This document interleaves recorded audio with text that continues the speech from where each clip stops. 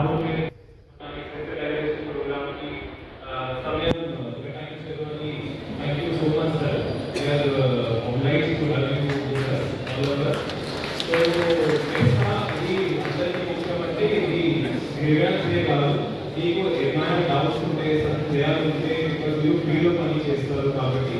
able to district officer, additional director, local body, RDO, MRO, PDOs, unit officers, panchayat secretaries, or sarpanchulu,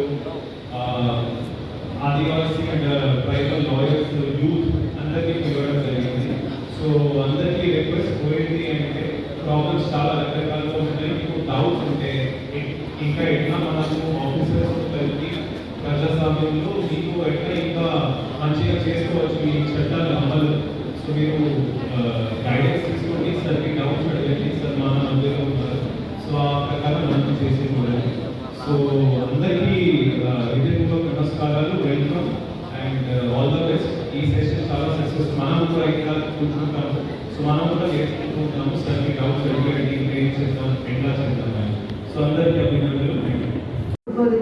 తాను చేయాల్సినటువంటి కార్యక్రమాలు సక్రమంగా చేయలేని పరిస్థితి అన్నమాట.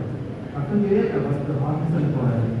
అదేవిధంగా హక్కులు ఆదివాసీలకు ఇచ్చినప్పుడు అది భూమి హక్కు కావచ్చు, అగ్ని భూమి హక్కు కావచ్చు, లేకపోతే పరిపాలన చేసుకునేటువంటి హక్కు కావచ్చు, వాళ్ళ ప్రాంతాల్లో వాళ్ళే పరిపాలించుకునేటువంటి స్వీయ పరిపాలన హక్కు కావచ్చు.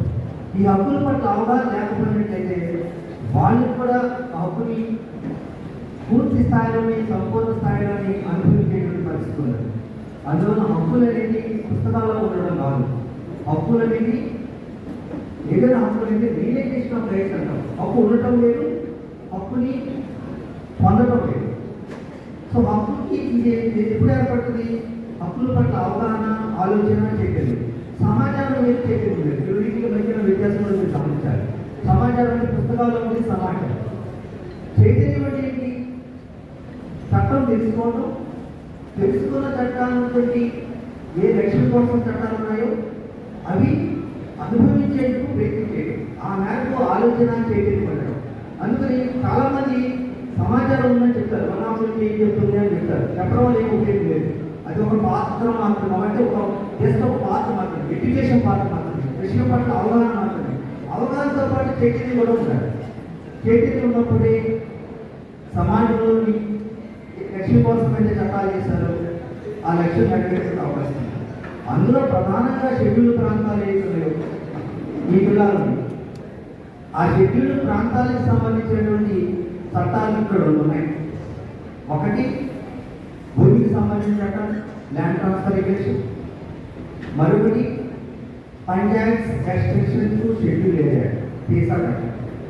ఒకటంటే మేము గ్రామాల్లో పరిపాలనకు సంబంధించినటువంటి విస్తృతమైనటువంటి పరిపాలనాపరమైనటువంటి అంశాలకు సంబంధించినటువంటి, గవర్నెన్స్కి సంబంధించినటువంటి, స్వీయ పాలనకు సంబంధించినటువంటి, స్థానిక పాలనకు సంబంధించినటువంటి కేసా చట్టం. భూమి హక్కులు అంటే గిరిజనులకు సంబంధించినటువంటి భూమి పరాయకరణ జరగకుండా, ఒకవేళ పరాయకరణ తిరిగి మళ్ళీ గిరిజనులకి ఆ భూమిని అప్పగించేందుకు ఉద్దేశించబడిన చట్టం ఎన్టీఆర్. ఇక 6వ ఎఫ్ఆర్ అనేది అటవీ హక్కులకు సంబంధించినటువంటి, అది షెడ్యూల్ నాన్ షెడ్యూల్తో సంబంధం లేదు. అది భారతదేశంలోని అన్ని ప్రాంతాలకి వర్తించేటువంటి చట్టం. అది సెంట్రల్ యాక్ట్. ఇప్పుడు తెలంగాణ దీనికి చెప్తానంటే ఆంధ్ర తెలంగాణ కాదు, రోడ్ షెడ్యూల్ అందరికీ అన్ని రాష్ట్రాలకు సంబంధించిన. తర్వాత అన్ని చట్టాలకి, అన్ని విషయాల మీద, చాలా అంశాల మీద గ్రామ సభలకి అధికారాలు ఇచ్చారు. గ్రామ సభ అంటే ఏంటనేది ఎక్స్ప్లెయిన్ చేయాలి. ఇప్పుడు మీరు మనకి ఏం democracy? Parliamentary form of democracy. అంటే గ్రామ పంచాయతీలో ward members will elect, sarpanch అంతే కదా. MPTC members will elect the Mandal Parishad, MLAs will elect the representative capacity assemblies. మనమేమో ఎమ్మెల్యేలు ఎన్నుకుంటాం, ఎమ్మెల్యేలు మాత్రం అసెంబ్లీలో కూర్చుంటారు. పార్లమెంటేరియన్స్ మనం ఎన్నుకుంటాము, వెళ్ళి పార్లమెంట్లో కూర్చుంటారు. రిప్రజెంటేటివ్ డెమోక్రసీ ఇండియాలోని రిప్రజెంటేటివ్ డెమోక్రసీ. స్టార్టింగ్ పార్లమెంట్ నుంచి గ్రామ పంచాయతీ వరకు రిప్రజెంటేటివ్. ఆన్లైన్ రిప్రజెంటేటివ్ డెమోక్రసీ భారతదేశంలో రిప్రజెంటేటివ్ డెమోక్రసీకి భిన్నంగా షెడ్యూల్డ్ ప్రాంతాలకి పరిపాలన అనేది డీప్నింగ్ ఆఫ్ డెమోక్రసీ. ఇక్కడ ప్రజలే ప్రతినిధులు కాదు, ప్రజలకు అధికారం ఇచ్చారు. మనం పంచాయతీ అధికారం అంటే ఏంటిది? వార్డు మెంబర్స్ ఎగ్జిక్యూటివ్ బాడీ ఉన్నది, పంచాయతీలు డెసిషన్ అక్కడ రిప్రజెంటేటివ్ డెమోక్రసీ. కానీ రాష్ట్రం కాదు. అంటే ప్రజాస్వామ్యం మరింత తొత్తుకుపోయేలాగా రియల్ డెమోక్రసీ అనేది ప్రజలే ప్రభువులు అన్నట్టు. ప్రజలే ప్రభువులు, మిగతా అలా ఉండదు. మనం ఎమ్మెల్యే ఎన్నుకున్న 5 ఏళ్ళ వరకు కూడా వాళ్ళ అసెంబ్లీ కూర్చొని రిప్రజెంటర్స్ అసెంబ్లీలో మనం రిప్రజెంట్ చేస్తారు. కానీ మన వాయిస్ ఉంటుందా? అసెంబ్లీలోని ఈ చట్టం చేయడం మాట్లాడడం ఉండదు కదా అసెంబ్లీ గంటకి. But unlike other forms of democracy భారతదేశంలో ఉన్నటువంటి ప్రజాస్వామ్యంగా ఉన్నటువంటి డెమోక్రటిక్ స్ట్రక్చర్స్ ఏదైతే కాన్స్టిట్యూషనల్ స్ట్రక్చర్స్ ఏదైతే పరిపాలన సంబంధించిన నిర్మాణం ఏదైతే దానికి భిన్నంగా ప్రజలే నిర్ణయాలు తీసుకున్న అన్నట్టు చేశారు. అది వాటి కావాలి డీపింగ్ ఆఫ్ డెమోక్రసీ. ప్రజాస్వామ్యం చూసుకోవడం అంటే వైబ్రెంట్ డెమోక్రసీ. చాలా ప్రజలందరూ కూర్చి నిర్ణయాలు తీసుకుంటారు. మన చదివిపోయిన పిలుపాడు గమనించండి. ప్రైవేట్ చదివిపోయి పిలుపాడు ధైర్యపోతాం. ఆ తప్పని చదువుకోలే, తప్పని గంటలో పెట్టినాడు. లాయర్ గారు చెప్పారు, ఈ తప్పని చెప్పారు, ఏదో ఉందని చెప్పి అందరూ నోటీస్ ఇస్తారు. వాళ్ళు ఆనందిస్తున్నారు ఎవరు? బాగా డబ్బున్నటువంటి వాళ్ళు భూస్వామి చాలా మంది అందరూ వాళ్ళందరూ చెప్పేటట్టు కలెక్టర్ ఏడు ఇన్స్టెంట్ నోటీస్ చూపించారు. కలెక్టర్ లేకపోతే కలెక్టర్ ఏమో ఇంట్రెస్ట్ వచ్చి గాడి కలెక్టర్ ఇదో నోటీస్ వచ్చింది. గాడి కలెక్టర్ ఉంటారు.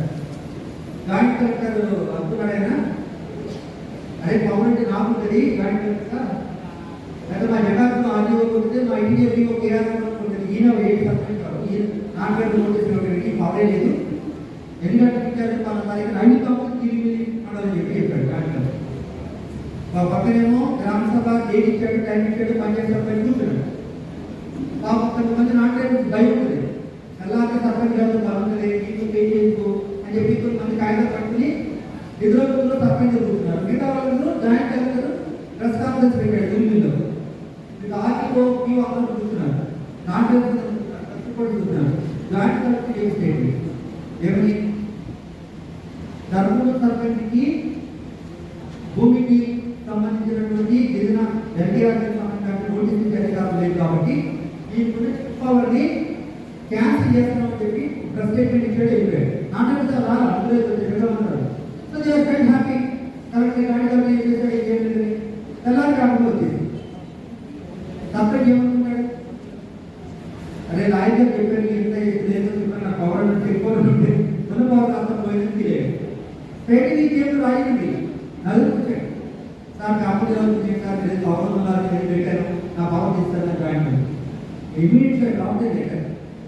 ప్రైవేట్ కమిషనర్కి, పంచాయతీ కమిషనర్కి, సెక్రటరీ గవర్నమెంట్ ఆఫ్ ఇండియాకి అందరికీ కలెక్టర్ ఏలూరుకి ఒక డ్రాఫ్ట్ చేసి అక్కడ సంతకం పెట్టి పంపించాం.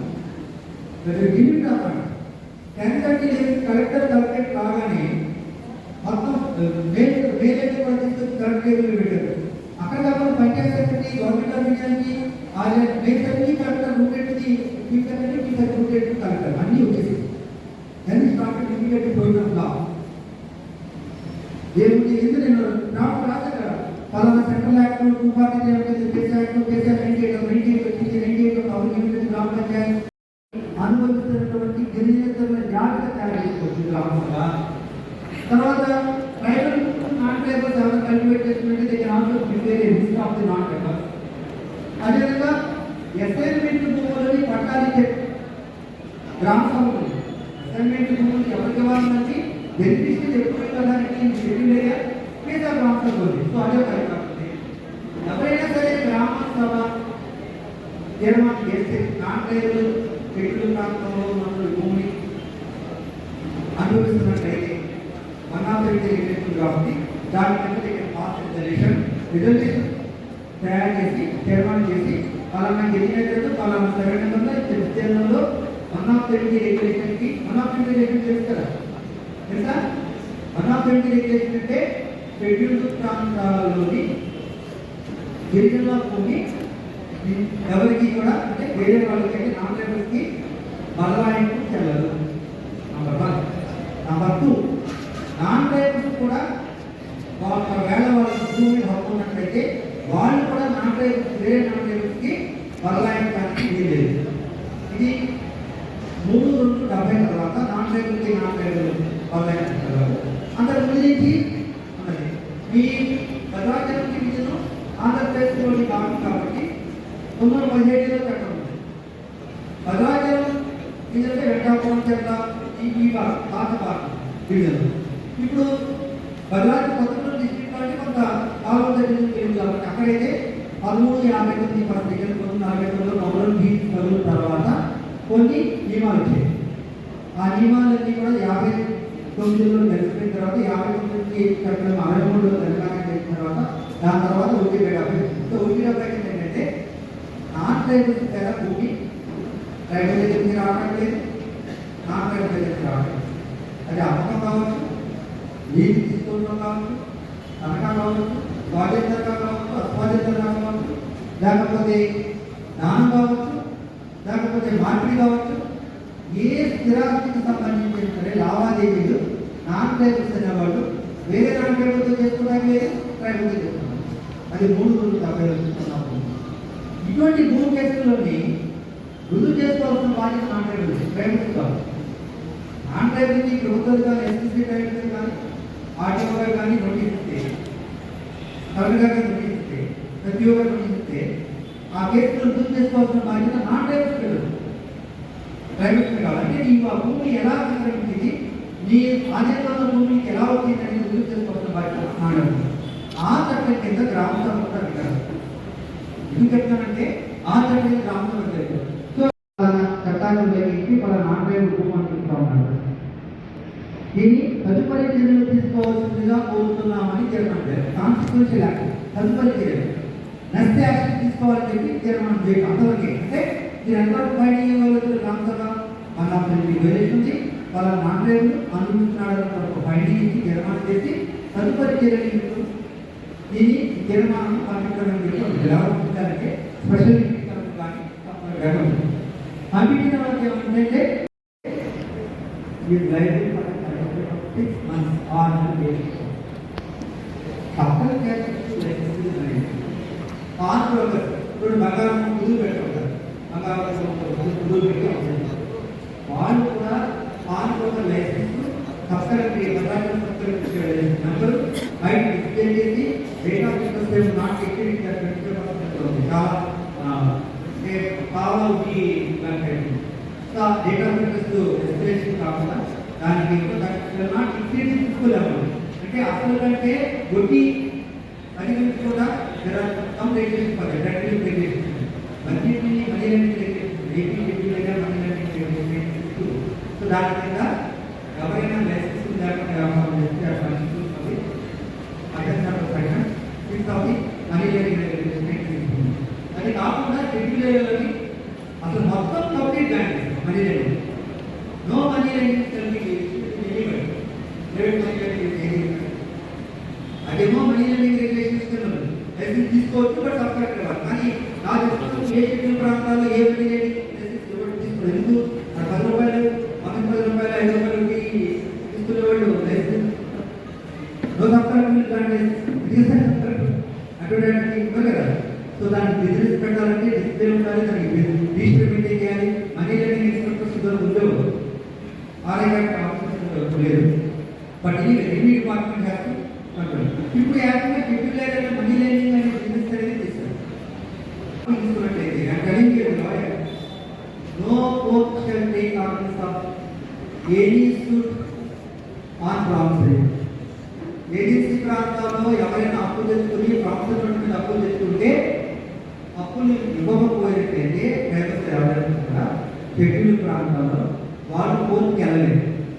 కోర్టుకి వెళితే ఏజెన్సీ ప్రాంతాల్లో కోర్టుకి వెళితే ఏముండాలంటే ఆ సూట్ తీసుకోవాలంటే కలెక్టర్ కానీ సబ్ కలెక్టర్ కానీ పరిగణలోకి తీసుకోవాలనుకుంటే ప్రామిసరీ నోటు మీద మనీ లెండింగ్ లైసెన్స్ ఉండాలి. Number 1 condition.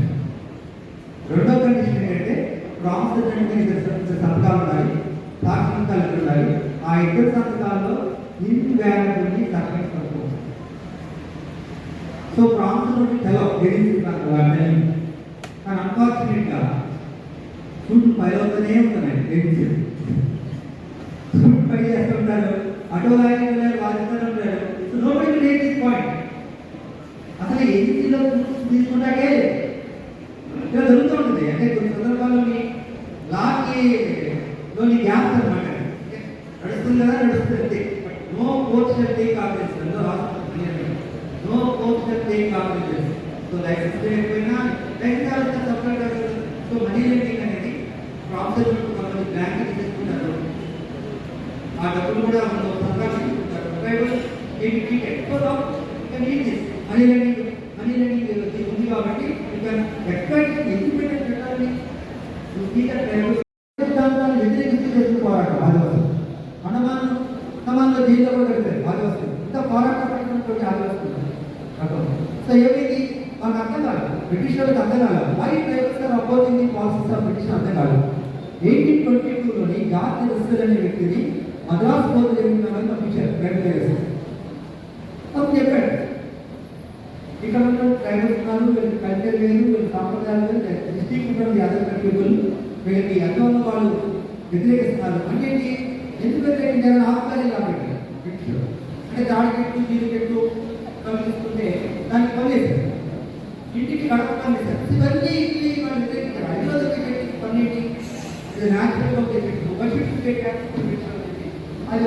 సో అవన్నీ ఉండబట్టే పాక్షికంగా రాయబడిన ప్రాంతాలు గవర్నమెంట్ ఆఫ్ ఇండియా 2030 పాక్షిక ప్రాంతాలు తీసుకొచ్చి రాజ్యాంగంలో ఎదిగిస్తుంది. పూర్తిగా రాయబడిన ప్రాంతాలు ఈశాన్య భారత రాష్ట్రాలు మిజోరాం, నాగాలాండ్ ఆ ప్రాంతాలు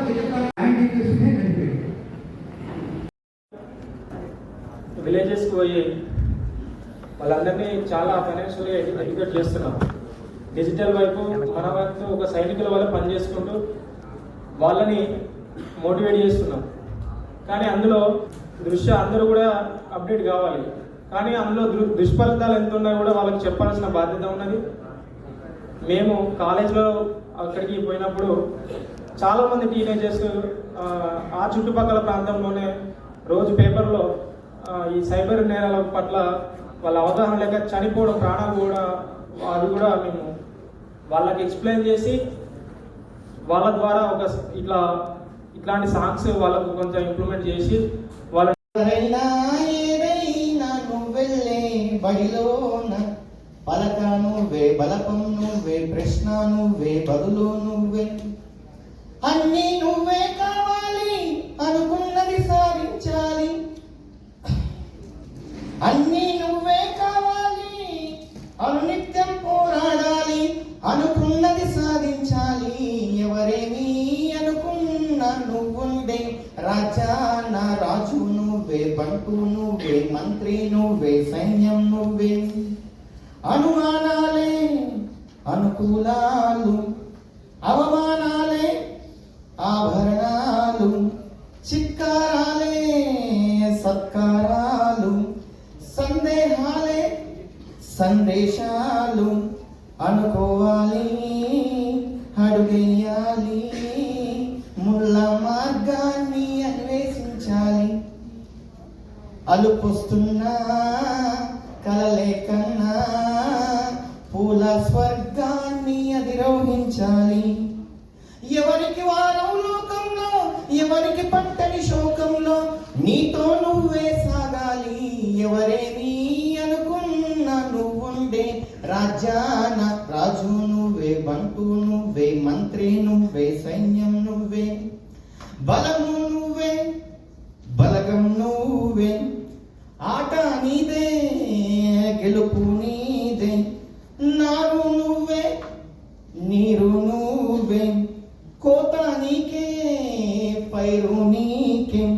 చెట్టు పైన పూలు మొత్తం రాలిపోతేనే పిందెలు కాసేది. చెట్టు కింగిలోన తెల్ల మేఘం నల్ల పడితేనే జల్లులు కురిసేది. ఒక ఉదయం ముందర చీకట్లు, విజయం ముందర ఇక్కట్లు, ఉండటం అన్నది మామూలే. ఎవరేమీ అనుకున్న ఉండే రాజ్యాన రాజు నువ్వే, బంటు నువ్వే, మంత్రి నువ్వే, సైన్యం నువ్వే, ఎవరైనా ఏదైనా నువ్వెళ్ళే బడిలో నా పలక నువ్వే, బలపం నువ్వే, ప్రశ్న నువ్వే, బదులు నువ్వే, అన్నీ నువ్వే కావాలి. అనునిత్యం పోరాడాలి, అనుకున్నది సాధించాలి, ఎవరేమీ అనుకున్నా. అయితే లాస్ట్ చిన్న ఒక విషయం చెప్తున్నా సార్.